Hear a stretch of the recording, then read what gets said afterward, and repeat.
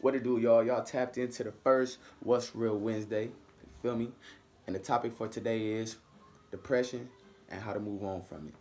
I'm gonna take y'all through my experience with depression and the techniques I use to cope and kind of deal with it on a day to day. So, with my experience with depression, I will go into what I call my cage. My cage meaning my room. So I go in my cage. That's where I dealt with not wanting to deal with the world. That's where I dealt with not wanting to deal with my family. That's where I dealt with my emotions. And that's where I often would question, why do I feel like this? Why do I feel like I can't get a grip on my emotions? Where are these emotions coming from? I don't want this, but how can I control it? How can I put it in a space where I'm not out here feeling like this? I think it's important to identify where it's coming from. That's the only way to jump on it. For me, my whole life, I didn't know that this is genetics. I'm born with depression.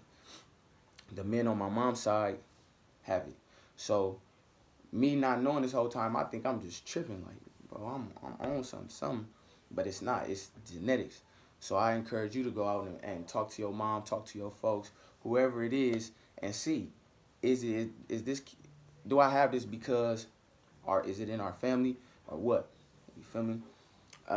And a lot of it is mental too. If it's not just genetics for you, it's mental. You gotta clutter headspace. You gotta, feel me, sort it out. Sort out what's keeping you in that space. Um, how I started to come out of depression and started to deal with it was first wanting to. You gotta want to fix it. Just like anything, you gotta want it. So I didn't want that no more. So I'm like, how do I fix it? You feel me? I went out and I'm like, okay, something I didn't want to do. I had to talk to people, talk to my sisters, talk to my people I trust. Find some people you trust and talk to them about it because they can help put the pieces together for you. And I had to change my pattern of thinking. So my whole thought pattern had to change about life, about myself, and I'm still working on that. About life, about myself, how I'm going about things, how I'm just looking at day to day. You feel me?